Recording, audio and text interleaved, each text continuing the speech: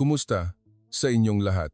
Ito ang kwento ng isang tila ordinaryong dalagita mula sa Pilipinas na gumawa ng himala sa sitwasyong sumuko na ang pinakamahuhusay na medical team ng Amerika. Itay, mamamatay na po ba talaga ako? Tanong ng 10 taong gulang na si Sofia sa kanyang ama habang nakaratay sa kanyang kama. Mahigit 10 pinakamahuhusay na medical specialist sa Amerika ang nagtrabaho ng walang patid sa loob ng 3 buwan, ngunit lumalaki lamang ang tumor sa utak ni Sofia at ang tanging diagnosis na naiwan ay ang nakapanlulumong balita na wala na itong lunas. Nang sandaling iyon, dahan-dahang bumukas ang pinto ng silid at isang dalagita mula sa Pilipinas, nasa edad 20, ang pumasok.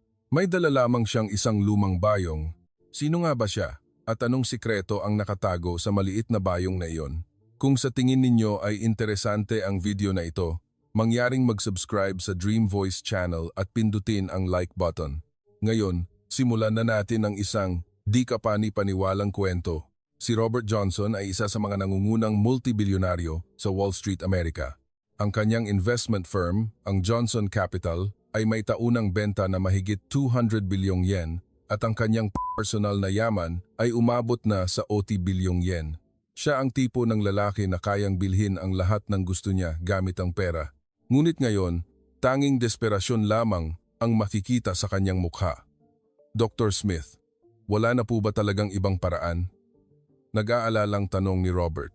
Ang nakatayo sa kanyang harapan ay si Dr. Smith, isang nagtapos sa Harvard Medical School at sa loob ng 20 taon ay naging head ng Neurosurgery Department sa Johns Hopkins Hospital, ang itinuturing na pinakamahusay na doktor sa Amerika.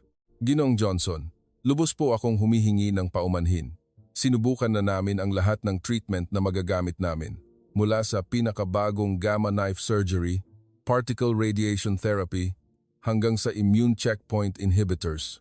Ngunit ang tumor ni Sofia ay nasa napakalalim na lokasyon at komplikado ng nakakabit sa mga nakapaligid na tissue ng utak. Hindi pa natatapos ang mga salita ni Dr. Smith nang sumuray na ang mga binti ni Robert. 3 buwan na ang nakalipas, si Sofia ay masayang nagsasabi, "Itay, paglaki ko po, susundan ko po ang yapak niyo sa kumpanya."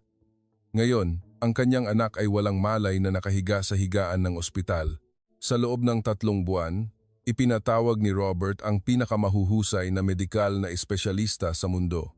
Ang otoridad sa brain tumors mula sa Heidelberg University Hospital sa Germany, ang pinakamataas na espesyalista mula sa Cambridge University Medical School sa England, at maging ang medical team mula sa Premium Medical Center sa Switzerland. Nagastos na niya ang halos 2 bilyong yen para lamang sa bayad sa treatment, ngunit iisa pa rin ang resulta, wala ng pag-asa. Nang sandaling iyon, dahan-dahang bumukas ang pinto ng silid at isang batang babae ang pumasok. Isang Asyano, nasa edad 20 at hindi tulad ng ibang medical staff, hindi siya nakasuot ng makintab na puting coat o mamahaling suit. Nakasuot lamang siya ng simpleng maong at puting kamiseta at may hawak na lumang denim na bayong. "Paumanhin po, maaari ko po bang tingnan si Sofia?" Mahinahon niyang sabi. Ang kanyang boses ay kalmado, ngunit tila may tiwala. Kumunot ang noo ni Dr. Smith. "Sino ka? Hindi ito lugar kung saan basta na lang makakapasok ang sinuman. Paumanhin po. Ako po si Luna Reyes, isang estudyante ng katutubong panggagamot." Nang marinig ang salitang katutubong panggagamot, lumamig ang ekspresyon ni Dr. Smith. Ang ibang medical staff sa paligid ay nagtinginan at tila nagngingitian. Katutubong panggagamot. Ano ba naman yan? Anong kabalbalan sa ganitong kalubhang sitwasyon? Ngunit pinutol ni Robert ang mga salita ni Dr. Smith. "Teka lang, Dr. Smith, hindi ba't sabi ninyo wala ng paraan? Kung gayon, hindi ba't dapat bigyan natin siya ng pagkakataon?" Puno ng pagmamakaawa ang mga mata ni Robert. Ito ay tila pagkapit sa patalim. Lumapit si Luna Reyes sa tabi ng kama. Si Sofia ay walang malay pa rin na nakahiga at iba't ibang medical device ang umuugong habang minomonitor ang kanyang vital signs. Maingat na kinuha ni Luna Reyes ang pulso ni Sofia. Pagkatapos, maingat niyang inobserbahan ang mukha ni Sofia at dahan-dahang binuhat ang kanyang talukap ng mata upang tingnan ang kanyang mga pupil. Medyo kulang ang sigla ng kanyang bato at ang init ng atay ay masyadong mataas, umaabot sa utak Nang banggitin ni Luna Reyes iyon, ngumisi si Dr. Smith. Sigla ng bato at init ng atay. Nakakagulat na mayroon pa ring naniniwala sa ganoong pamahiin sa ika-21 siglo. Ngunit hindi pinansin ni Luna Reyes ang kanyang sinabi at patuloy na sinuri si Sofia. Pagkatapos, nagsimula siyang kumuha ng kung ano mula sa kanyang bayong. Ito ay mga karayom. Napakanipis na karayom, mas manipis pa sa buhok na maayos na nakahanay. Sa sandaling ito, nagbago ang hangin sa silid. Tila may hindi pangkaraniwang mangyayari. May pakiramdam silang ganoon. Teka, seryoso ka bang tutusukin ng karayom ang ulo ng bata? Tanong ni Dr. Smith na may pagkabigla. Opo, tama po kayo, kalmadong sagot ni Luna Reyes. Nababaliw ka ba? Lumabas ka kaagad. Hindi ko papayagan na ilagay mo pa sa panganib ang bata. Ngunit hinawakan ni Robert ang braso ni Dr. Smith. Dr. Smith, pakiusap.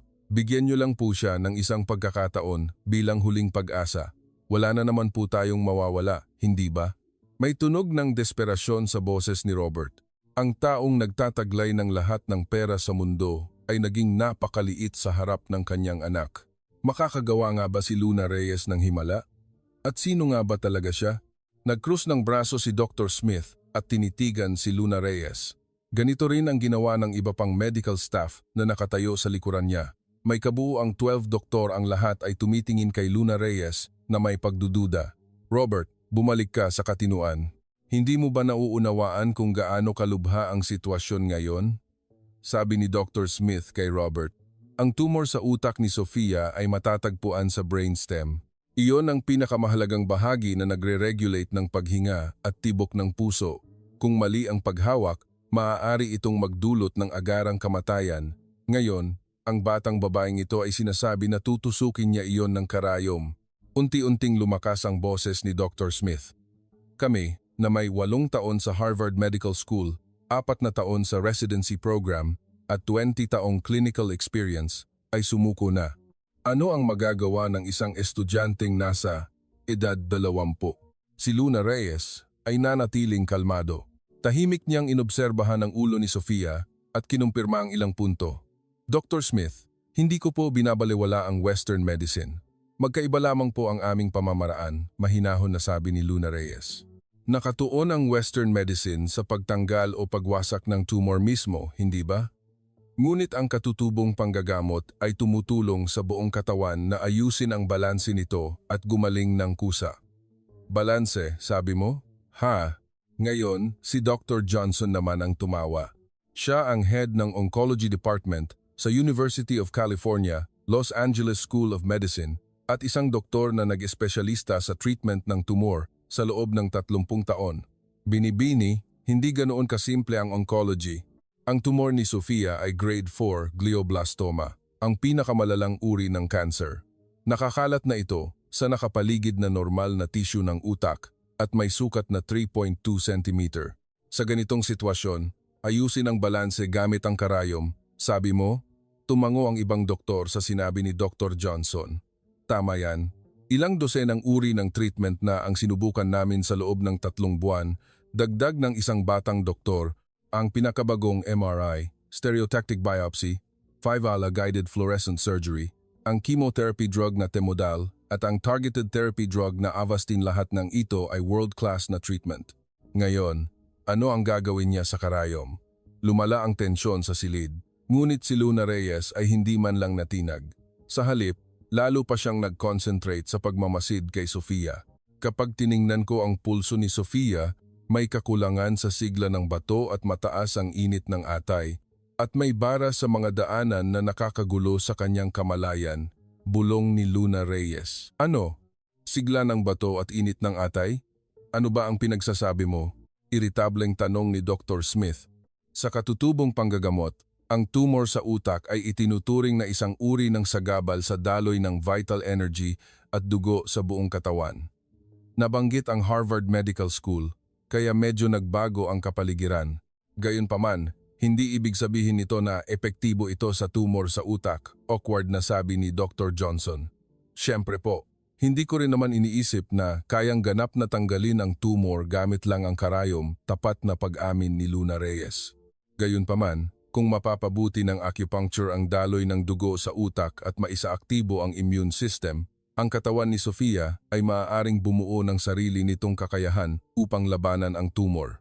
Nagsimulang magkaroon ng pag-asa si Robert sa mga salita ni Luna Reyes. Kung gayon, mayroon ba talagang posibilidad? Robert, kumalma ka, sabi ni Dr. Smith na may nagmamadaling tinig.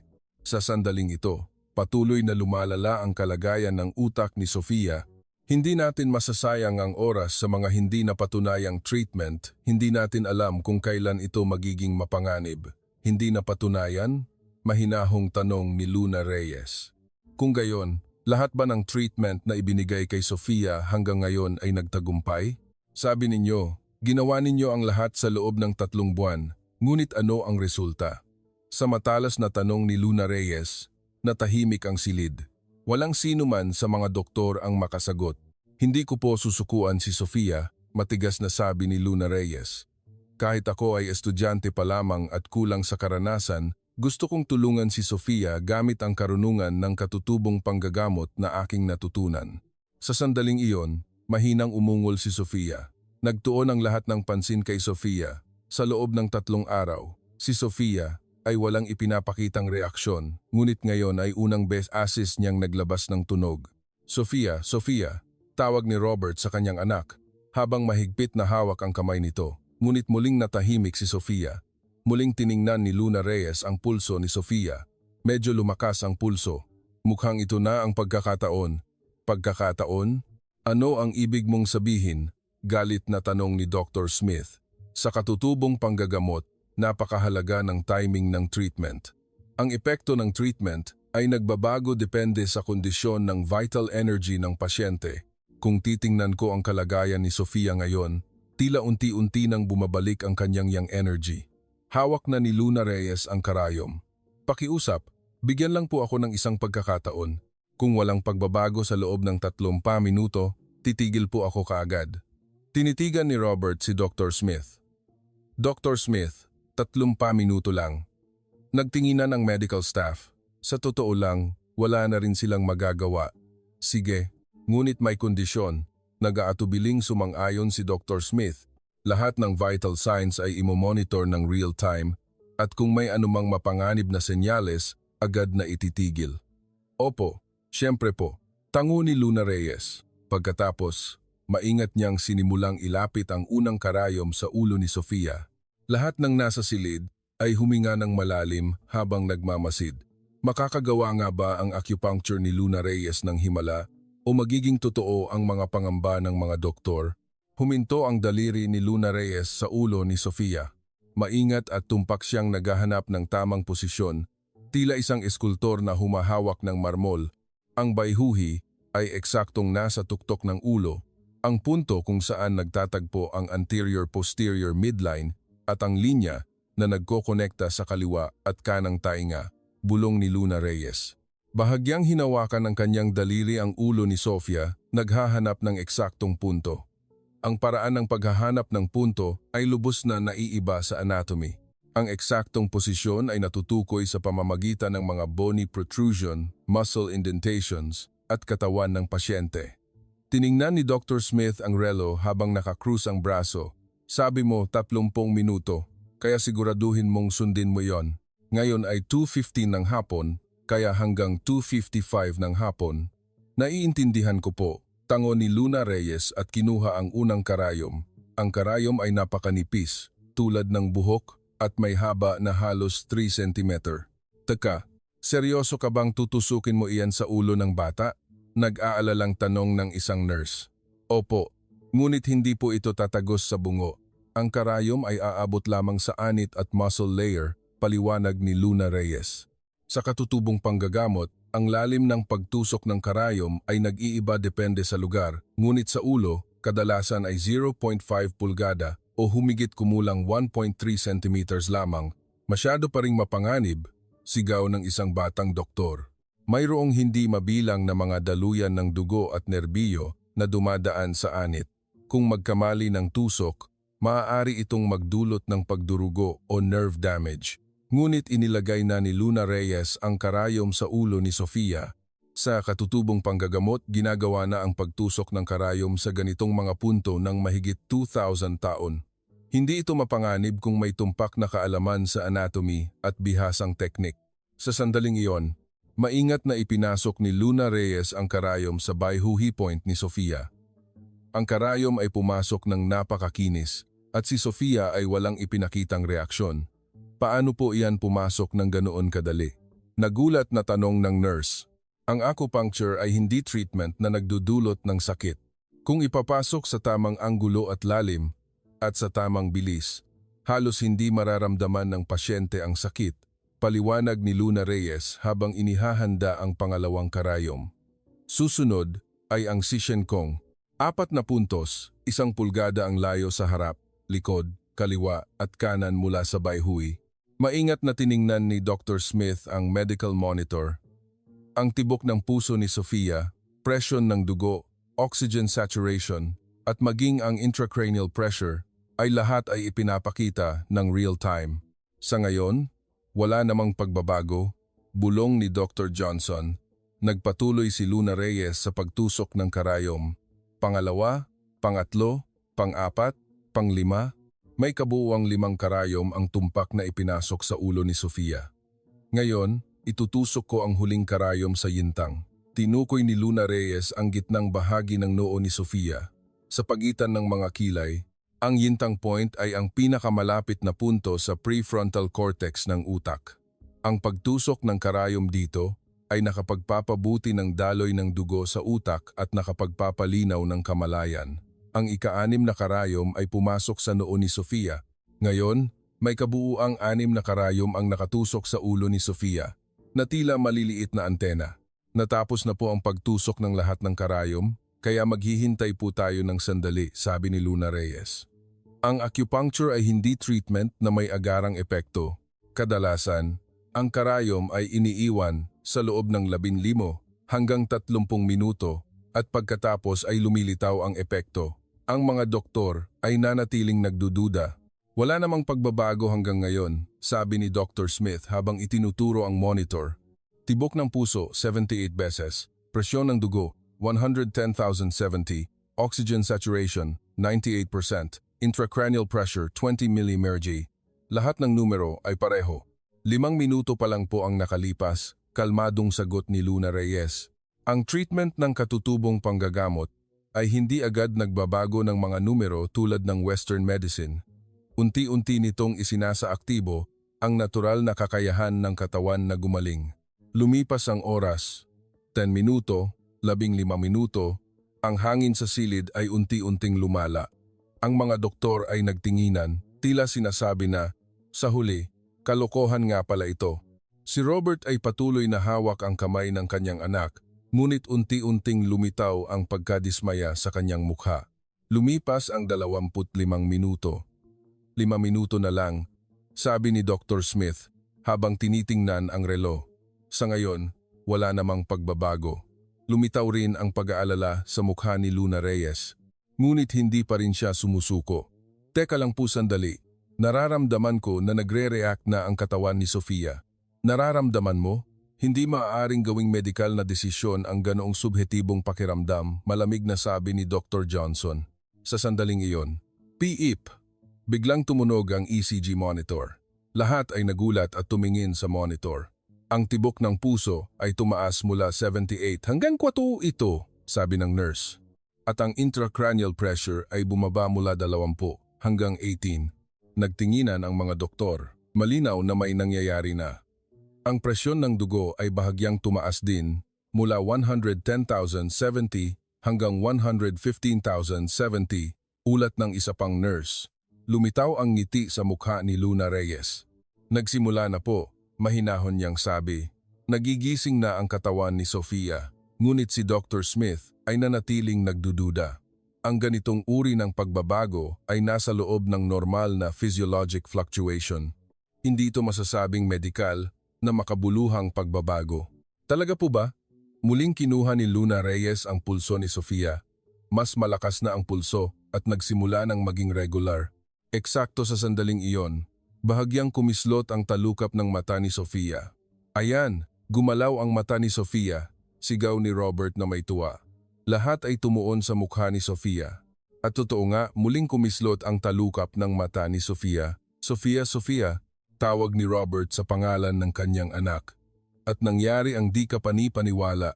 Dahan-dahang iminulat ni Sofia ang kanyang mga mata. Itay, ang boses ni Sofia ay mahina ngunit malinaw. Ang dalagita na walang malay sa loob ng 3 araw ay sa wakas ay nagising, natahimik ang silid. Ano ito? Sabi ni Dr. Smith na may hindi kapani-paniwalang ekspresyon. Sofia, buti na lang.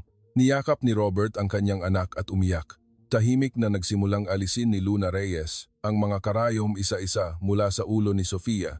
Lumitaw ang ekspresyon ng pagkagaling sa kanyang mukha. Paano nangyari ito? Ang mga doktor ay nanatiling hindi makapaniwala, ngunit ang katotohanan ay malinaw. Sa loob ng 30 minuto matapos ang acupuncture, nagkamalay si Sofia. Nagkataon lamang ito, pilit na paliwanag ni Dr. Johnson. Minsan, ang pasyente ay bigla na lang nagigising. Ito ay natural na paggaling na walang kinalaman sa acupuncture. Ngunit mas maingat na inobserbahan ni Luna Reyes ang kalagayan ni Sofia. Sofia, kumusta ang pakiramdam mo? May masakit ba kahit saan? Medyo masakit ang ulo ko po. Pero mas maganda na po kaysa dati, mahinang sagot ni Sofia, at parang luminaw ang isip ko. Parang nasa loob ako ng ulap sa loob ng ilang araw. Hinawakan ni Luna Reyes ang kamay ni Sofia at muling kinumpirma ang pulso nito. Medyo stable na ang pulso, nakakagaling na ang sigla ng bato at humupa na rin ang init ng atay. Ang mga doktor ay nagkakagulo pa rin. Malinaw na may nangyari, ngunit nahihirapan silang tanggapin na ito ay epekto ng acupuncture, ngunit hindi naman nawala ang tumor, sabi ni Dr. Smith. Hindi pa tapos ang treatment dahil lang sa nagkamalay siya. May 3.2 cm parynglioblastoma sa utak. Siyempre po, tango ni Luna Reyes. Di ko rin po iniisip na kayang ganap na tanggalin ang tumor sa pamamagitan lamang ng karayom. Ngunit ngayon, nabawi na ng katawan ni Sofia ang kakayahan nitong labanan ang tumor. Ngayon ang simula ng tunay na treatment. Nang sandaling iyon, lumapit si Robert kay Luna.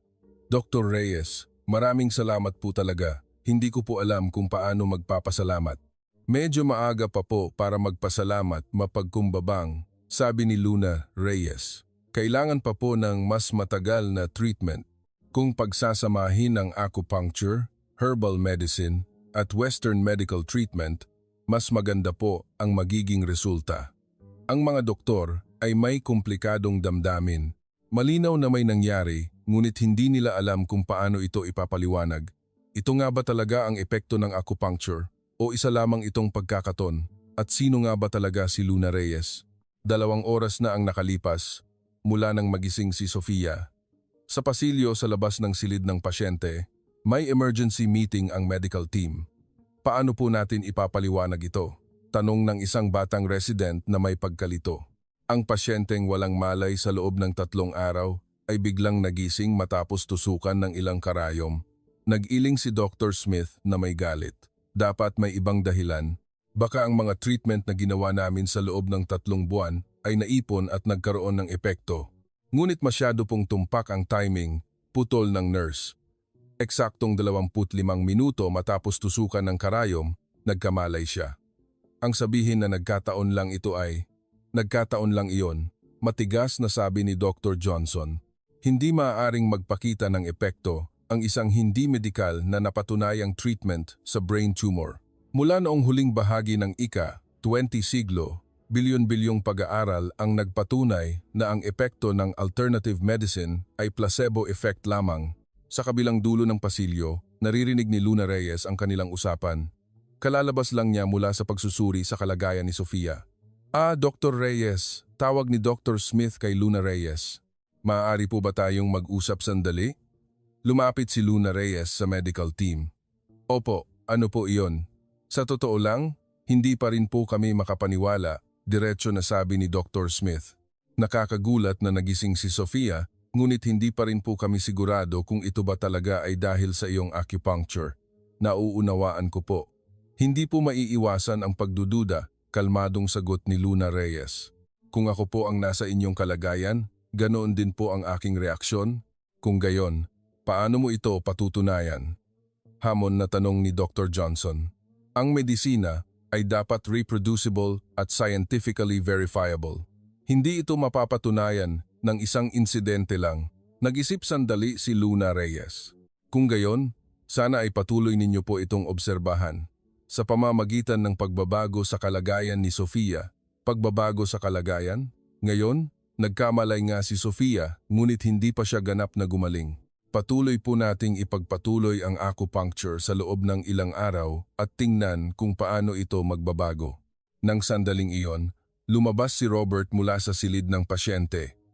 Dr. Reyes, mayroon po ba kayong oras sandali? Opo, ano po iyon? Gusto po kayong kausapin ni Sofia. Nang pumasok si Luna Reyes sa silid, nakaupo na si Sofia sa kama. Bagamat mahina pa rin, malinaw na iba na siya kumpara 3 oras na ang nakakaraan. Ate, salamat po, mahinang sabi ni Sofia. Habang tinutusukan mo po ako, nakakaramdam po ako ng kakaibang pakiramdam. Parang lumilinaw ang ulap sa utak ko. Buti naman. Kumusta ang pakiramdam mo? Mas maganda na po. Medyo nahihilo pa rin po ako, pero mas luminaw ang isip ko. Kinuha ni Luna Reyes ang pulso ni Sofia at kinumpirma ito. Mas stable na ang pulso. Kung tatanggapin mo pa ang acupuncture bukas, mas gagaling ka pa. Talaga po ate? Pupunta po kayo bukas? Siyempre.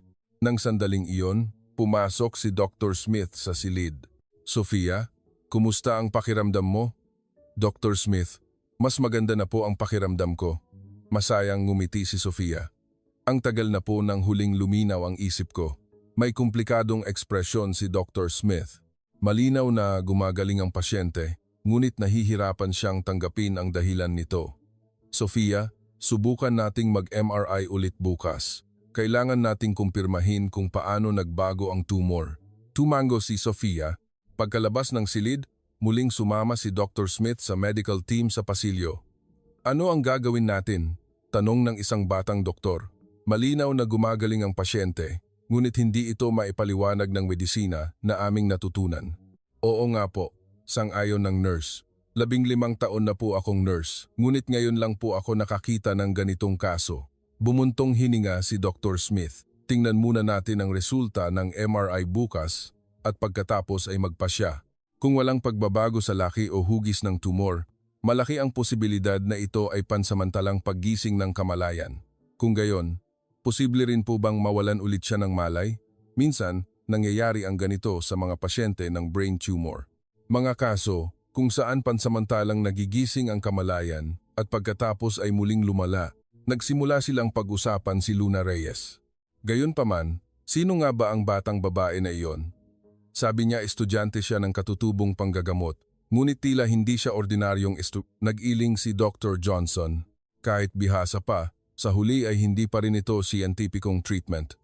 Masyadong simple ang isipin na kayang lutasin ang problema na hindi malulutas ng modernong medisina sa pamamagitan lamang ng ilang karayom. Samantala, nakaupo si Luna Reyes mag-isa sa cafeteria ng ospital. Nag-order siya ng kape at malalim na nag-iisip. Sa katunayan, may sikreto si Luna Reyes. Hindi lamang siya ordinaryong estudyante ng katutubong panggagamot. Ang lolo ni Luna Reyes ay isa sa mga nangungunang albularyo sa Pilipinas. Siya ay kilala sa pangalang Lolo Elias at sa loob ng 50 taon, marami na siyang napagaling na pasyente at naging isang maalamat na albularyo. Lalo na sa treatment ng sakit sa utak, nakabuo siya ng sarili niyang kakaibang teknik ng tusok, acupuncture, at nagpakita ng mga resulta ng treatment na parang himala. Mula pagkabata, natutunan na ni Luna Reyes ang katutubong panggagamot mula sa kanyang lolo. Habang ang ibang bata ay nanonood ng anime, siya ay nagbabasa ng sinaunang mga libro ng panggagamot. At sa oras ng laro, kasama ang kanyang mga kaibigan, siya ay sumasama sa kanyang lolo upang mangolekta ng mga halamang gamot. Sabi ng kanyang lolo kay Luna Reyes, ang medisina ay sining ng pagliligtas ng buhay, ngunit mas mahalaga ang puso. Ang pusong tunay na nagnanais pagalingin ang pasyente. Ang pagpunta ni Luna Reyes sa Amerika ay kagustuhan din ng kanyang lolo. Dapat malaman ng mundo ang ating tradisyonal na medisina. Kung magtatagpo ang Western medicine at katutubong panggagamot, mas marami tayong maliligtas na tao. Ngunit ang katotohanan ay hindi naging madali. Sa Amerika, ang katutubong panggagamot ay itinuturing pa rin bilang alternatibong gamot at maraming doktor ang nag-iisip na ito ay pamahiin. Makakaya ko kaya ang hangarin ng aking lolo? Bulong ni Luna Reyes. Nang sandaling iyon, may umupo sa tapat ng kanyang mesa. Paglingon niya, si Dr. Ramirez pala. Siya ay isang PhilAm na doktor na nagtatrabaho sa ospital. Mahirap, hindi ba? Sabi ni Dr. Ramirez na may mainit na tinig. Para itong sitwasyon ko noong unang beses akong dumating sa Amerika. Dr. Ramirez. Ako rin, noong una ay maraming pagtatangi ang aking hinarap. Maraming beses akong binaliwala dahil sa pagiging Asyano at dahil mayroon akong ibang pananaw sa Western medicine, sabi ni Dr. Ramirez habang ikinukuwento ang kanyang karanasan. Ngunit sa huli, napatunayan ko ang aking kakayahan. Ang pagliligtas ng pasyente, iyon lang ang tunay na mahalaga. Hindi nila madaling tatanggapin ang nangyari ngayon, hindi ba? Bumuntong hininga si Luna Reyes. Siyempre, ganap na iba ang nangyari sa kanilang pinag-aralan sa buong buhay nila. Ngunit nagbigay inspirasyon si Dr. Ramirez. Ngunit huwag kang susuko. Ikaw lamang ang makakapagligtas kay Sofia. Nang gabing iyon, tinawagan ni Luna Reyes ang kanyang lolo mula sa kanyang dormitoryo. Lolo, ako po ito. Mickey, kumusta ka? Lolo, may nangyari po talagang kakaiba ngayon. Detalyadong ikinuwento ni Luna Reyes sa kanyang lolo ang nangyari. Glioblastoma, sabi mo. Seryosong sabi ng kanyang lolo. Iyan ay talagang mahirap na sakit. Ngunit hindi imposible. Hindi po ba? Dati, may katulad din akong pasyente na ginamot. Isang bata na may tumor sa utak, ngunit sa loob ng 3 buwan, pinagsama ko ang tusok at halamang gamot at gumaling siya. Nagkaroon ng pag-asa ang puso ni Luna Reyes sa mga salita ng kanyang lolo. Ngunit hindi ito madali. Marahil ay marami ka pang haharapin na pagtatangi at hadlang. Susubukan ko pa rin po, lolo. Ganyan dapat ang apo ko. Mainit na ngumiti ang kanyang lolo. Ang tungkulin ng doktor ay iligtas ang pasyente. Hindi mahalaga kung ano ang sasabihin ng iba. Gawin mo ang lahat ng makakaya mo. Pagkababa ng telepono, naalala ni Luna Reyes ang mga tingin ng medical team sa kanya. Ang mga tingin ng pagdududa at kalamigan ay isang malaking pressure sa kanya. Ngunit nang isipin niya ang malinaw na mga mata ni Sofia, nakaramdam siya ng lakas. Gagawin ko ang lahat ng makakaya ko bukas. Nangako si Luna Reyes sa kanyang puso. Ano kaya ang magiging resulta ng MRI bukas? At ipagpapatuloy kaya ng medical team ang treatment ni Luna Reyes? Kinabukasan, alas 8 ng umaga, pagdating ni Luna Reyes sa ospital, agad siyang pumunta sa silid ni Sofia. Habang naglalakad sa pasilyo, naririnig niya ang bulong-bulungan ng mga nurse. Hindi ba't kakaiba ang babaeng Pilipina kahapon? Oo nga. 15 taon na akong nagtatrabaho sa ospital na ito, ngunit ngayon lang ako nakakita ng ganoon. Pero mukhang hindi pa rin naniniwala ang mga doktor. Nang buksan ni Luna Reyes ang pinto ng silid, masayang ngumiti si Sofia at kumaway. Ate, dumating ka. Nakakagulat. Mas maganda ang hitsura ni Sofia kumpara kahapon. Bumalik ang kulay sa kanyang mukha at mas matatag ang kanyang boses. Sofia, kumusta ang gabi mo? Napakaganda po. Matagal na po akong hindi nakatulog ng mahimbing. At nang magising ako kanina, parang mas gumaan ang pakiramdam ng ulo ko. Tuwang-tuwa rin si Robert sa pagbabago ng kanyang anak, Dr. Reyes. Maraming salamat po talaga. Ngayon lang po namin nakitang ganoon kagaan ang ekspresyon ni Sofia sa loob ng 3 buwan. Nang kumpirmahin ni Luna Reyes ang pulso ni Sofia, mas stable at mas malakas ito kumpara kahapon. Mabuti.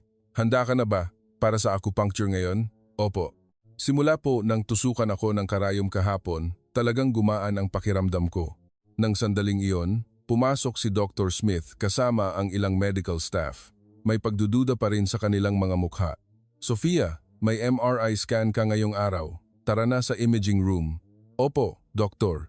Sumakay si Sofia sa wheelchair at dumiretso sa imaging room. Sinubukan ding sumama ni Luna Reyes, ngunit pinigilan siya ni Dr. Smith. Dr. Reyes, may gusto lang po akong kausapin. Seryosong sabi ni Dr. Smith. Sa totoo lang, hindi pa rin po kami makapagpasya kung paano tatanggapin ang nangyari kahapon. Siyempre po, nakakagulat na nagkamalay si Sofia.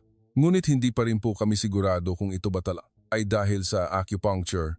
Naiintindihan ko po, kalmadong sagot ni Luna Reyes. Ngunit kapag nakita ninyo po ang resulta ng MRI ngayong araw, mas magiging malinaw po ang lahat. MRI? Hindi naman siguro po iniisip ninyo na lumiit ang tumor? Sabi ni Dr. Johnson na may panunukso. Imposible sa medisina na magbago ang tumor sa loob lamang ng isang araw. Paano po kaya? Sa katutubong panggagamot, kapag bumuti ang daloy ng vital energy at dugo, may mga pagbabago na nakakagulat na nangyayari. Makalipas ang isang oras, natapos ang MRI scan at habang naghihintay ng resulta, nagtipon ang medical staff sa conference room. Bago lumabas ang resulta, kailangan nating pagpasyahan ang susunod na plano ng treatment, sabi ni Dr. Smith. Kung walang pagbabago sa tumor, pinakamabuting itigil ang treatment ni Dr. Reyes dito. Sumasang-ayon po ako, tango ni Dr. Johnson. Hindi maganda sa medisina na magbigay ng maling pag-asa sa pasyente at pamilya.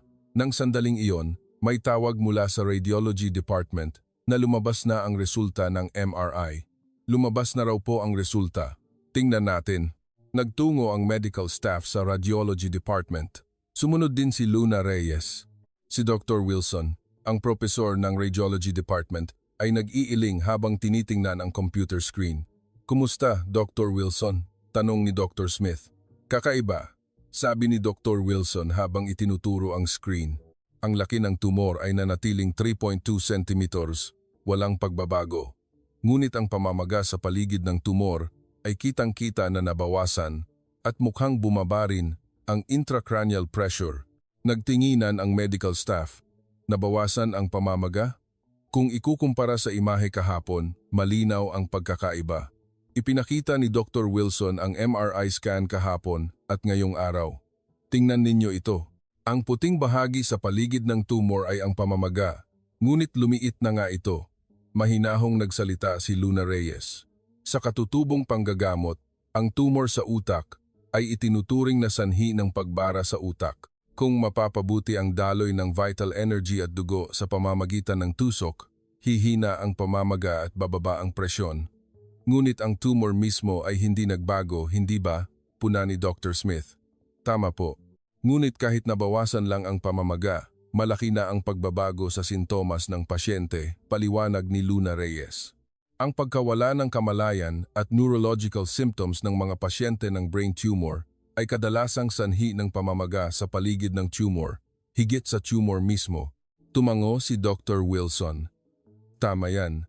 Kung bababa ang pamamaga, bababa ang presyon sa utak at may malaking posibilidad na mapabuti ang antas ng kamalayan.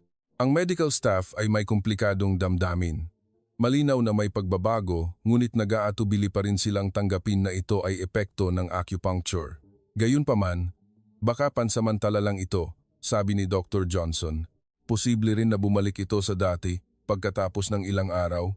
Posible po tapat na pag-amin ni Luna Reyes. Ngunit kung ipagpapatuloy ang treatment, mapapanatili o mas mapapabuti pa ang kondisyon. Tinitigan ni Robert ang medical staff na may pagmamakaawa. Mga doktor, pakiusap. Hayaan ninyo po si Dr. Reyes na ipagpatuloy ang treatment. Matagal na po nang huling gumaling si Sofia ng ganito. Nagtinginan ang medical staff. Nasa gitna sila ng pagkalito. Tingnan muna natin ang sitwasyon sa loob ng isang linggo. Sa wakas ay nagpasya si Dr. Smith. Ipagpapatuloy ni Dr. Reyes ang treatment sa loob ng isang linggo at pagkatapos ay magpapasya tayo batay sa resulta. Maraming salamat po. Yumuko ng malalim si Luna Reyes. Gagawin ko po ang lahat ng makakaya ko. Mula noon, araw-araw na ginamot ni Luna Reyes si Sofia. Araw-araw siyang pumupunta sa ospital upang tusukan si Sofia at maingat na kumpirmahin ang kanyang kalagayan. Sa unang araw, mas matagal nang gising si Sofia. Sa ikalawang araw, bumalik ang kanyang gana at nakakain na siya ng solid food. Sa ikatlong araw, nakakabangon na siya at nakakaupo ng mag-isa. Sa ikaapat na araw, nakakalakad na siya papunta sa banyo ng mag-isa. Lalo pang nalito ang medical staff sa pagbabagong ito. Ito nga ba talaga ang epekto ng karayom? Nagtatakang sabi ng isang batang resident. Malinaw na gumagaling ang pasyente, ngunit hindi ito maipaliwanag ng medisina na aming natutunan sa unibersidad. Nagulat din ang mga nurse. Ang bilis, gumaling ni Sofia. Kakaiba talaga.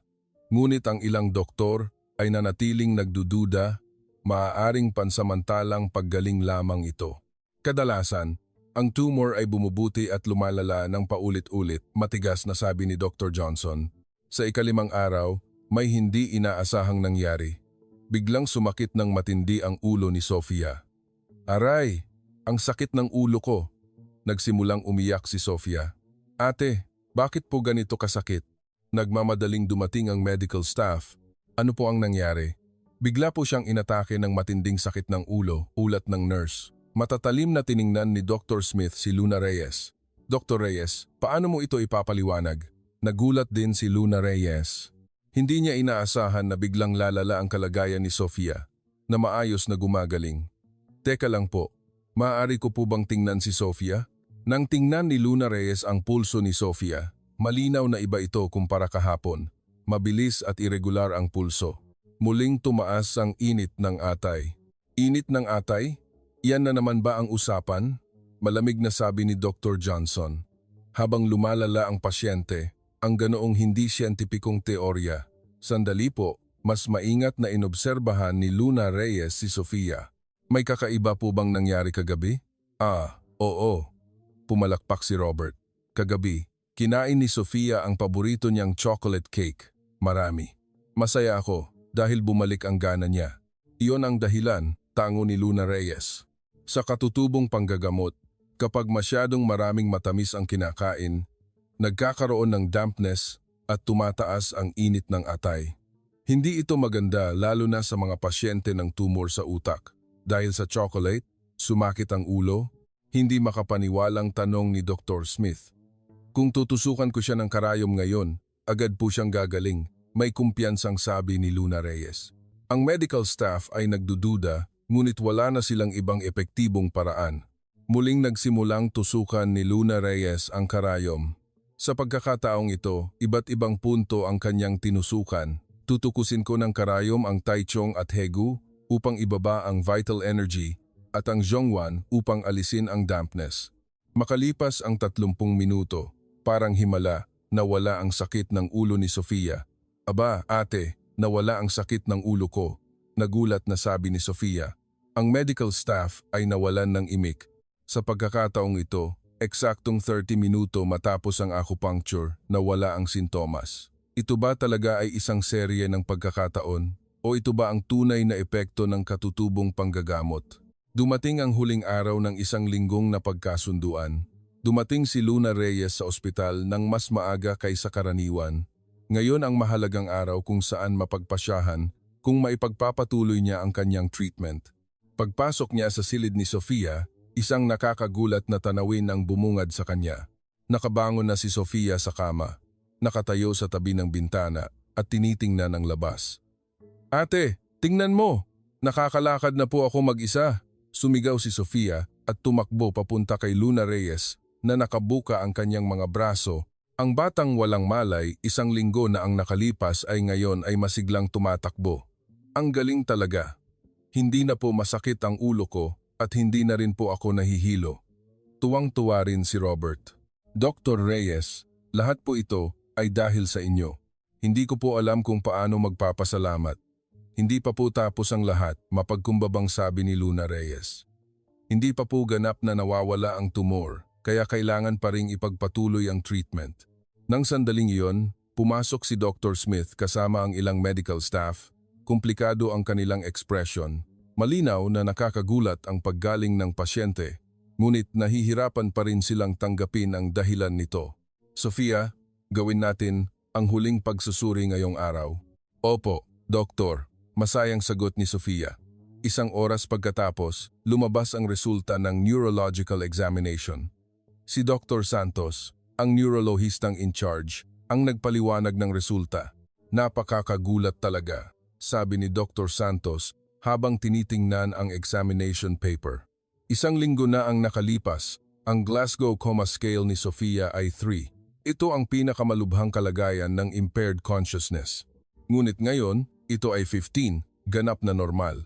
Nagulat ang medical staff at lahat ng neurological examination ay nasa loob ng normal range. Reflexes, muscle strength, sensation lahat ay normal.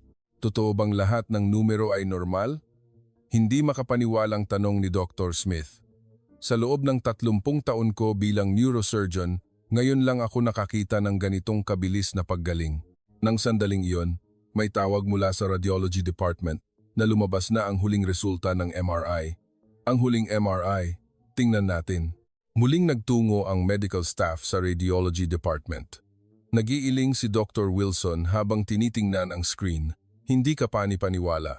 May pagbabago na naman? Nagmamadaling tanong ni Dr. Smith. Ang laki ng tumor ay lumiit mula 3.2 cm hanggang 2.8 cm at mas malinaw ang mga hangganan. Ano? Nagulat ang medical staff. Lumiit ang tumor? Sigurado ka? Kung ikukumpara sa imahe 1 linggo na ang nakakaraan, malinaw ang pagkakaiba. Ipinakita ni Dr. Wilson ang dating imahe. Tingnan ninyo ito. Ang bilog na bahagi ng tumor ay lumiit at ang pamamaga sa paligid ay halos ganap nang nawala. Mahinahong nagsalita si Luna Reyes. Sa katutubong panggagamot, may kasabihan na kung ang key ay sapat, ang evil key ay kusang aalis. Nabawi ng katawan ni Sofia ang kakayahan nitong labanan ang sakit. Ngunit si Dr. Johnson ay ayaw pa ring tanggapin. Imposible ito sa medisina. Hindi ito posible na lumiit ang glioblastoma sa loob lamang ng 1 linggo. Naiintindihan ko po na sa tingin ninyo ay imposible, kalmadong sabi ni Luna Reyes.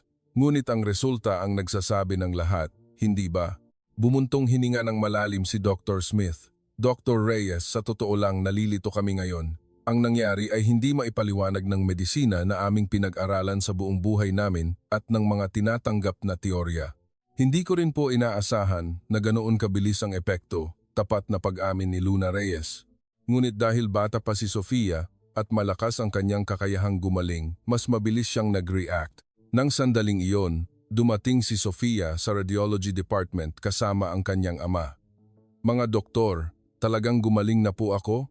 Masayang tanong ni Sofia. Sofia, talagang gumaling ka na. Komplikadong sagot ni Dr. Smith. Kung gayon, makakauwi na po ako? Kailangan pa nating tingnan sandali. Tinitigan ni Robert ang medical staff. Mga doktor, tatanggapin na po ba ninyo ang treatment ni Dr. Reyes? Nagtinginan ang medical staff. Hindi na nila ito maitatanggi. Sa ngayon, ipagpatuloy na lang natin ang treatment. Nag-aatubiling sumang-ayon si Dr. Smith. Ngunit gusto naming mag-monitor din kasama niya. Opo, siyempre po, tango ni Luna Reyes. Kung magtutulungan ang Western medicine at katutubong panggagamot, mas maganda ang magiging resulta. Nang hapong iyon, nagkaroon ng espesyal na pulong sa conference room ng ospital tungkol sa treatment ni Sofia. Lahat ng head ng department sa ospital at higit pa ay dumalo. Mga kasama, ngayong araw ay nasaksihan natin ang isang napaka-espesyal na kaso, sabi ni Dr. Brown, ang hospital director. Ang isang pasyente ng glioblastoma stage 4 na nagpakita ng ganitong dramatikong paggaling sa loob ng 1 linggo ay halos hindi makikita sa medikal na literatura. Ngunit mahirap pa ring sabihin na ito ay epekto ng acupuncture, sabi ng head ng oncology department. Kailangan ding isaalang-alang ang ibang factors. Kung gayon, paano mo ito ipapaliwanag? Sagot ng head ng neurology department. Malinaw na may temporal na ugnayan sa pagitan ng acupuncture at paggaling ng pasyente. Tumagal ang pulong ng 2 oras. Ang mga doktor ay nahati sa 2 pangkat. Ang isa ay ang panig na tumatanggap sa epekto ng acupuncture at ang isa naman ay ang panig na nagdududa pa rin. Sa huli, nagpasya ang ospital. Ipagpapatuloy ang treatment ni Dr. Reyes. Gayunpaman, ang lahat ng proseso ay detalyadong idokumento at gagamitin bilang material sa pananaliksik. Ang ganitong kaso ay maaaring magdulot ng malaking kontribusyon sa medikal na komunidad. Samantala, naglalakad si Luna Reyes sa hardin ng ospital kasama si Sofia. Ate, salamat po talaga, sabi ni Sofia habang hawak ang kamay ni Luna Reyes. Kung wala po kayo, ano na kaya ang nangyari sa akin? Kaya ka mabilis gumaling dahil likas kang masayahin at malusog na bata, mapagkumbabang sagot ni Luna Reyes. Pero ate, paano mo po nalaman ang ganitong treatment? Tinuro po sa akin ng lolo ko. Ang lolo ko ay talagang isang kahanga-hangang arbularyo. Lolo, ang lolo ko po ay nakapaggamot ng hindi mabilang na pasyente sa loob ng 50 taon. Lalo na sa sakit sa utak, mayroon siyang espesyal na paraan ng pagtusok ng karayom. Ikinuwento ni Luna Reyes ang tungkol sa kanyang lolo. Ang lolo ko ay laging nagsasabi, ang medisina ay sining ng pagliligtas ng buhay, ngunit mas mahalaga ang puso. Ang pusong tunay na nagnanais pagalingin ang pasyente. Kung gayon, ang lolo ko po ay tulad din ninyo ate, isang kahanga-hangang tao. Nang sandaling iyon, lumapit si Robert. Dr. Reyes, may gusto lang po akong kausapin. Opo, ano po iyon? Sa totoo lang, nag-research po ako, seryosong sabi ni Robert, tungkol sa lolo mo. Nagulat si Luna Reyes. Lolo ko po, si Lolo Elias, hindi po ba? Paano po ninyo nalaman? Madalas po akong pumunta sa Pilipinas para sa trabaho at may narinig akong kwento doon. Tungkol sa isang arbularyo na nagngangalang Lolo Elias na gumagawa ng mga himalang paggaling, patuloy ni Robert. Lalo na nang bumagsak ang chairman ng isang malaking kumpanya sa Maynila dahil sa brain hemorrhage at sumuko na ang lahat ng doktor, ngunit pinagaling daw ni Lolo Elias. Napaluha si Luna Reyes. Ang lolo ko po ay ganoon kasikat? Pero bakit po ninyo itinago ang inyong tunay na pagkatao? Nagtatakang tanong ni Robert. Kung ibinunyag ninyo po na kayo ang apo ng lolo nyo, mas madali po sanang tinanggap ng mga doktor. Iba po iyon? Nag-iling si Luna Reyes. Gusto ko po sanang kilalanin ako batay sa sarili kong kakayahan, hindi sa pangalan ng lolo ko. Kung hindi, pakiramdam ko po ay walang tunay na saysay iyon. Tinitigan ni Robert si Luna Reyes na may paghanga, talagang kahanga-hanga kang tao, mapagkumbaba at may kakayahan. Eksakto sa sandaling iyon, mula sa speaker ng ospital, may umugong na emergency announcement. Code Blue, Emergency Room, Code Blue, Emergency Room, may pasyenteng na cardiac arrest. Lahat ng medical staff, agad na magtungo sa emergency room. Nagtinginan si Luna Reyes, Robert, at Sofia. May bago na namang krisis na naghihintay at muling masusubok ang tunay na kakayahan ni Luna Reyes. Ang emergency room ay agad na naging abala. Isang pasyenteng na cardiac arrest ang dinala. 50s, lalaki, cardiac arrest. Sigaw ng paramedic. Kasalukuyang ginagawa ang CPR, ngunit walang reaksyon. Lumapit din si Luna Reyes, Robert, at Sofia sa emergency room. Mula sa pasilyo, pinanood nila ang nagmamadaling kilos ng medical staff. 10 minuto na ang nakalipas simula nang simulan ang CPR, wala pa ring spontaneous circulation. Nabigyan na ng epinephrine ng 3 beses, ngunit walang reaksyon. Ihanda ang defibrillator. Shock. Ngunit ang ECG monitor ay patuloy na nagpapakita lamang ng flatline. 20 minuto na ang nakalipas. Kailangan na nating kausapin ang pamilya, sabi ni Dr. Davis, ang head ng emergency department, na may mabigat na ekspresyon. Isang babae na nasa gitnang edad na pinaniniwala ang asawa ng pasyente ang umiyak sa pasilyo. Asawa ko! Asawa ko! Sigaw niya. Pakiusap! Tulungan ninyo siya! Hindi pa niya nakikita ang kasal ng aming anak. Sumakit ang puso ni Luna Reyes nang makita ang eksena. Naalala niya ang sarili niya ilang araw na ang nakakaraan, ang ekspresyon ni Robert. Dr. Davis. Tumakbo si Dr. Smith. Kumusta ang sitwasyon? 20 minuto na ang nakalipas simula ng cardiac arrest. Ginawa na namin ang lahat ng posibleng pamamaraan, ngunit hindi bumalik ang spontaneous circulation. Wala na bang ibang paraan na masusubukan? Sa tingin ko, lahat ng standard emergency procedures ay nagawa na. Nang sandaling iyon, dahan-dahang lumapit si Luna Reyes. Paumanhin po. May matutulungan po ba ako? Tinitigan ng medical staff si Luna Reyes. Para sa kanila, na nasaksihan ang himalang paggaling ni Sofia, iba na ang pakiramdam nila kay Luna Reyes. Dr. Reyes, posible rin po ba na epektibo ang acupuncture sa cardiac arrest na pasyente? Maingat na tanong ni Dr. Smith. Sa katutubong panggagamot, ang cardiac arrest ay tinatawag na heart collapse. Ito ay isang kalagayan kung saan biglang nawala ang yang energy ng puso, paliwanag ni Luna Reyes. Kung bibigyan ng matinding stimulation ang Rensong, Baihui at Yongquan, maaaring maibalik ang yang energy. Nag-aatubili si Dr. Davis, ngunit 20 minuto na ang nakalipas. Posible na rin ang brain death. Gayunpaman, hindi ba't sulit na subukan? Sabi ni Dr. Smith. Wala na naman tayong ibang paraan. Pilit ding nagmakaawa ang asawa ng pasyente. Pakiusap, kahit ano pa, gawin ninyo. Pumasok si Luna Reyes sa emergency room. Ang pasyente ay isang lalaki na nasa edad 50 at namumutla ang kanyang mukha.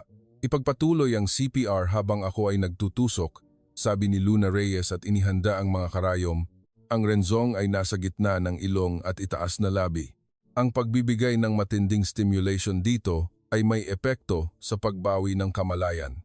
Malalim na ipinasok ni Luna Reyes ang karayom sa renzong point ng pasyente at binigyan ito ng matinding stimulation. Pagkatapos, ang bayhui, ang pangalawang karayom ay pumasok sa tuktok ng ulo ng pasyente. Sa huli, ang yongkwan. Ito ay nasa harap ng talampakan sa 1,003 na bahagi mula sa mga daliri. Ang pangatlong karayom ay pumasok sa talampakan ng pasyente. Matapos tusukan ang karayom, sinimulang stimulan ni Luna Reyes ang bawat punto gamit ang kanyang kamay. Paikot, paikot! Counterclockwise, counterclockwise. Matindi ang pagpapihit ni Luna Reyes sa karayom. Lumipas ang 1 minuto, lumipas ang 2 minuto, walang reaksyon. Dr. Reyes, maingat na tawag ni Dr. Davis. Medyo maghintay po tayo, pilit na sabi ni Luna Reyes. Sa sandaling iyon, PIP, muling tumunog ang ECG monitor.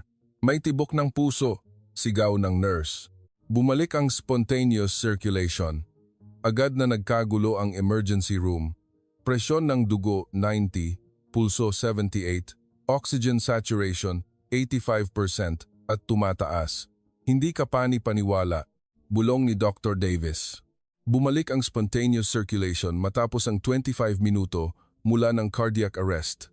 Dahan-dahang iminulat ng pasyente ang kanyang mga mata. Nasaan ako? Mahinang tanong ng pasyente. Asawa ko. Tumakbo ang asawa at niyakap ang kanyang asawa. Napakabuti.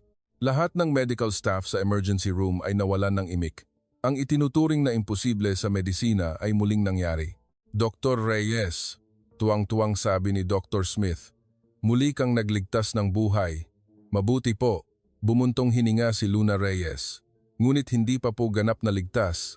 Kailangan pa ring obserbahan ang kalagayan sa ICU sa loob ng ilang araw. Nang gabing iyon, nagkagulo ang buong ospital. Ang ikalawang himala ni Luna Reyes ay usap-usapan sa medical staff. Hindi talaga kapani-paniwala, sabi ng isang batang resident. Ang pasyenteng na cardiac arrest ay nabuhay sa pamamagitan ng acupuncture. Ako rin, 15 taon na akong nasa emergency medicine, ngunit ngayon lang ako nakakita ng ganito, nagulat din ang nurse. Nagpatawag ng emergency executive meeting si Dr. Brown, ang hospital director. Mga kasama, ngayong araw ay muling nagkaroon ng himala sa ating ospital, paliwanag niya sa mga executive. Isang batang espesyalista sa katutubong panggagamot na nagngangalang Luna Reyes ang sunod-sunod na nagpakita ng 2 himalang resulta ng treatment. Ngunit marami pa ring bahagi na mahirap ipaliwanag sa medisina, maingat na sabi ng Vice Director ng Medical Affairs. Gayunpaman, malinaw ang resulta, matigas na sabi ng Hospital Director. Dapat tayong opisyal na makipagtulungan kay Dr. Reyes. Makipagtulungan? Magtatag tayo ng Integrated Eastern and Western Medicine Treatment Center at tanggapin si Dr. Reyes bilang head nito. Nagtinginan ang mga executive. Ngunit estudyante pa lang si Dr. Reyes. Kung gayon, dapat siyang tanggapin bilang special researcher. Binigyang diin ng hospital director. Hindi natin dapat palampasin ang ganitong talento. Samantala, ginagawa ni Luna Reyes ang huling treatment sa silid ni Sofia. Ate, ang galing mo talaga, sabi ni Sofia na may kumikinang na mata. Nakita ko rin po kayong tumulong sa emergency room. Ikaw din, Sofia, napakagaling mong gumaling, sabi ni Luna Reyes at kinumpirma ang pulso ni Sofia. Stable na ang pulso mo. Mula bukas, maaaring bawasan ang dalas ng acupuncture. Talaga po, makakauwi na po ako? Kailangan pa nating kausapin si Dr. Smith, pero malamang ay malapit na tayong makauwi. Tuwang-tuwa na sabi ni Robert. Dr. Reyes, Hindi ko po alam kung paano magpapasalamat. Kayo po ang tagapagligtas ng aming pamilya. Walang anuman po, mapagkumbabang sabi ni Luna Reyes. Nang sandaling iyon, pumasok si Dr. Smith sa silid. Dr. Reyes, may gusto lang po akong kausapin. Opo, ano po iyon? Gusto po kayong kausapin ng hospital director. Ako po? Marahil po ay mayroon siyang magandang alok para sa inyo. Sa opisina ng director, mainit na tinanggap ni Dr. Brown si Luna Reyes. Dr. Reyes, sa wakas ay nagkita tayo. Kumusta po? Ang mga resulta ng treatment na ipinakita mo ay talagang kahanga-hanga. Sa kasaysayan ng ospital, ngayon lang nangyari ang ganito, seryosong sabi ng hospital director. Mayroon akong isang alok. Gusto naming magtatag ng Integrated Eastern and Western Medicine Treatment Center dito sa ospital at gusto naming ikaw ang maging head nito. Nagulat si Luna Reyes. Ako po? Ngunit estudyante pa lang po ako. Kahit estudyante pa, hindi mahalaga. Basta may kakayahan, sapat na, ngumiti ang hospital director. Siyempre, tutulungan ka rin namin upang makakuha ng formal na kwalipikasyon. Nag-isip sandali si Luna Reyes. Maari po ba akong humingi ng kaunting oras? Gusto ko po sanang kumonsulta sa lolo ko. Siyempre, pag-isipan mo ng mabuti, nang gabing iyon, tinawagan ni Luna Reyes ang kanyang lolo. Lolo, may nangyari po talagang malaki. Ikinuwento ni Luna Reyes sa kanyang lolo ang lahat ng nangyari. Ang apo ko ay talagang nakagawa ng malaking bagay. Ipinagmamalaking sabi ng kanyang lolo at may alok po sa akin mula sa ospital. Gusto raw po nila akong maging head ng Integrated Eastern and Western Medicine Treatment Center. Magandang pagkakataon iyon, hindi ba? Pero pakiramdam ko po ay kulang pa ang aking kakayahan. Mickey, ang kakayahan ay hindi lamang natututunan mula sa libro, mainit na sabi ng kanyang lolo. Ito ay natututunan sa pakikipag-ugnayan sa pasyente at sa paggamot sa kanila. Ang kakayahan na naipakita mo ay sapat na. Talaga po? At ito rin ang matagal ko ng pangarap ang magkatagpo ang katutubong panggagamot at Western medicine upang mas marami pang tao ang maligtas. Ang paghikayat ng kanyang lolo ang nagpatibay sa puso ni Luna Reyes. Sige po lolo, susubukan ko po. Ganyan dapat ang apo ko. Laging susuportahan kita. Makakayanan nga ba ni Luna Reyes ang bagong hamon? At anong resulta ang idudulot ng pagtatagpo ng Eastern at Western medicine? 3 buwan pagkatapos, may bagong karatula ang Johns Hopkins Hospital, Integrated Eastern and Western Medicine Treatment Center.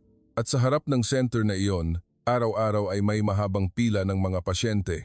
Gusto ko po sanang magpa-appointment kay Dr. Reyes. Paumanhin po. Fully booked na po kami hanggang 3 buwan. Kahit po ganoon, gusto ko pa rin pong magpa-appointment. Si Luna Reyes ay tinatawag na ngayong Dr. Reyes. Binigyan siya ng ospital ng honorary doctorate degree at tinulungan siyang makakuha ng lisensya bilang tradisyonal na manggagamot sa pamamagitan ng isang espesyal na probisyon. Ngunit ang araw-araw na buhay ni Luna Reyes ay nanatiling abala. Susunod na pasyente, pakiusap. Nang pumasok si Luna Reyes, isang lalaki na nasa edad 60 ang pumasok. Doktor, may sakit po akong Parkinson's at 10 taon na po akong umiinom ng gamot, ngunit lumalala lang po ang aking sintomas. Kailan po nagsimula ang sintomas? Detalyadong tinanong ni Luna Reyes. Nagsimula po ang panginginig ng kamay 10 taon na, ang nakakaraan, at ngayon po ay nahihirapan na akong lumakad. Nang tingnan ni Luna Reyes ang pulso ng pasyente, malala ang kakulangan ng vital energy sa atay at bato at may kakulangan ng dugo. Ang Parkinson's disease ay tinatawag na tremor sa katutubong panggagamot. Ito ay sakit na nangyayari kapag kulang ang vital energy ng bato at gumagala ang hangin sa utak. Kung gayon, posible po ba itong gamutin? Mahirap po ang ganap na paggaling, ngunit malaki ang posibilidad na mapabuti ang sintomas, sabi ni Luna Reyes at inihanda ang mga karayom. Tutukusin ko ng karayom ang Feng Qi, Bai Hui at Tai Chong at pagsasamahin din natin ang halamang gamot.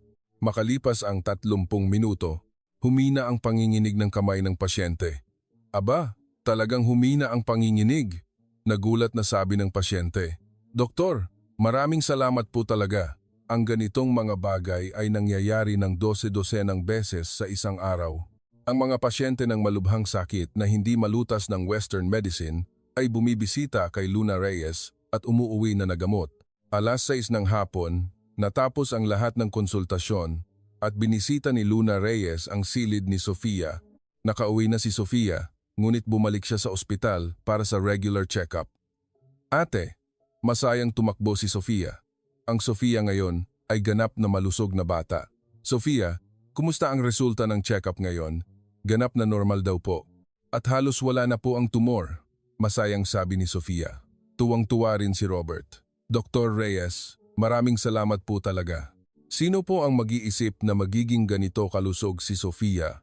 Dahil po likas na masayahin at malusog na bata si Sofia, kaya siya mabilis gumaling. Nang sandaling iyon, pumasok si Dr. Smith. Dr. Reyes, may kaunting oras po ba kayo? Opo, ano po iyon? May reporter po mula sa New York Times na humiling ng interview ngayong araw. Gusto po niyang isulat ang iyong mga kaso ng treatment. Nagulat si Luna Reyes. New York Times? Hindi pa po ako handa para sa ganoong interview. Doktor, nakatuon na po ang buong mundo sa inyo.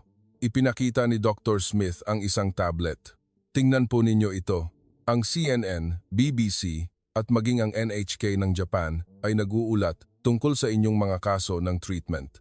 Sa screen, lumalabas nga ang kwento ni Luna Reyes sa mga balita sa mundo. Batang tradisyonal na manggagamot mula sa Pilipinas ang nagpakita ng himalang resulta ng treatment sa Amerika. Pagkikita ng tradisyonal at Western medicine, nagbibigay ng bagong posibilidad sa medisina, bagong pag-asa sa medical community ng ika-21 siglo, Dr. Reyes. Napatulala si Luna Reyes. Hindi niya inaasahan na mangyayari ang ganito. Nang sandaling iyon, tumunog ang cellphone ni Luna. Tawag mula sa kanyang lolo. Lolo, Mickey, nakita ko ang balita.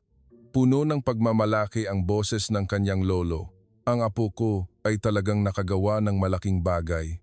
Lolo, pakiramdam ko po ay napakabigat ng pressure. Hindi ko po inaasahan na magiging ganoon po ako kasikat. Mickey, ngayon na ang oras upang sabihin ko sa iyo ang isang bagay. Seryoso ang boses ng kanyang lolo. Sa totoo lang, ipinadala kita sa Amerika hindi lamang para mag-aral. May pangarap ako sa buhay. Ang palaganapin ng ating tradisyonal na medisina sa buong mundo. Nagulat si Luna Reyes. Ganoon po pala ang inyong iniisip? 15 taon na ang nakakaraan. Noong bata pa ako, mayroon din akong katulad na pangarap. Ngunit noon, hindi pa iyon pinapayagan ng panahon, sabi ng kanyang lolo habang ikinukuwento ang nakaraan. Noon, maraming tao ang tumitingin sa katutubong panggagamot bilang pamahiin, ngunit ngayon ay iba na. Pinatunayan mo iyon, Lolo.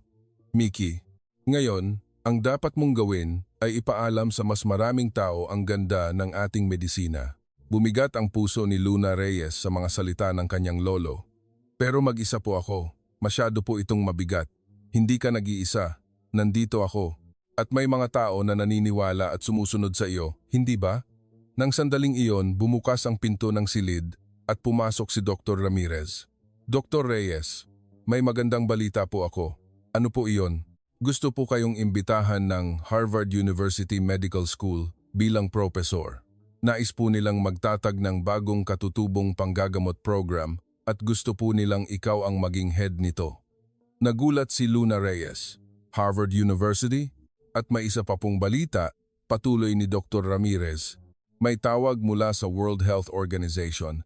Gusto po nilang sumama ka bilang miyembro ng Traditional Medicine Research Committee maging sa World Health Organization. Nahilo si Luna Reyes. Masyadong maraming nangyayari ng sabay-sabay. Doktor, hindi ka na po ordinaryong doktor, sabi ni Dr. Smith. Ikaw na po ang tulay na magkokonekta sa Western at Eastern Medicine. Nang gabing iyon, mag-isa si Luna Reyes na umakyat sa bubong ng ospital at nag-isip. Ilang buwan pa lang ang nakakaraan, ordinaryong estudyante lang siya ng katutubong panggagamot. Naisip lang niya na sapat na kung kayang gamutin si Sofia ng maayos. Ngunit ngayon, nakatuon ang buong mundo sa kanya. Makakaya ko nga ba ang ganito kalaking responsibilidad? Bulong ni Luna Reyes habang nakatingin sa langit. Nang sandaling iyon, umakyat sina Sofia at Robert sa bubong. Ate, nandito ka pala. Sofia, hindi ka pa natutulog? Nag-alala po ako sa inyo, kaya hinanap ko po kayo. Umupo si Sofia sa tabi ni Luna Reyes. Ate, May inaalala po ba kayo? Sofia ate, marami akong kailangang gawin at nag-aalala ako. Kung gayon, gawin mo po ng isa-isa. Inosenteng sabi ni Sofia. Tinulungan mo po ako, hindi ba? Kaya siguradong matutulungan mo rin po ang ibang may sakit. Hinikayat din ni Robert. Dr. Reyes, sapat na ang inyong galing. At mas maraming tao ang nangangailangan sa inyo. Tinitigan ni Luna Reyes si Sofia. Ang batang ito na halos nasa bingit ng kamatayan, ilang buwan na ang nakakaraan, ay ngayon ay masayang ngumingiti. Oo nga, kaya ko rin. Nangako si Luna Reyes sa kanyang puso. Kinabukasan, in-interview ni Luna Reyes ang reporter ng New York Times. Doktor, ano po sa tingin ninyo ang pagkakaiba ng Western medicine at katutubong panggagamot? Tanong ng reporter. Ang Western medicine ay nakatuon sa sakit mismo. Ngunit ang katutubong panggagamot ay tumitingin sa buong tao, kalmadong sagot ni Luna Reyes. Ang sakit ay nangyayari kapag nawala ang balanse ng katawan. Kung maibabalik ang balanse, mababawi ng katawan ang kakayahang gumaling ng kusa. Ano po ang inyong mga plano sa hinaharap? Gusto kong turuan ang mas maraming medical professionals tungkol sa katutubong panggagamot. At umaasa ako na magkaisa ang Western medicine at katutubong panggagamot upang mas marami pang pasyente ang maligtas. Sa huli, may gusto po ba kayong sabihin sa mga pasyente sa buong mundo? Nag-isip sandali si Luna Reyes at naalala niya ang mga salita ng kanyang lolo. Ang medisina ay sining ng pagliligtas ng buhay, ngunit mas mahalaga ang puso. Ang pusong tunay na nagnanais pagalingin ng pasyente. Buong puso na sabi ni Luna Reyes. Patuloy kong itatago ang pusong iyon at tutulong sa mas maraming tao. Naniniwala ako na kung magtatagpo ang katutubong panggagamot at Western medicine, makakagawa tayo ng mas malaking himala. Ang artikulo ng interview na iyon ay iniulat sa buong mundo at si Luna Reyes ay naging isang tunay na pandaigdigang doktor.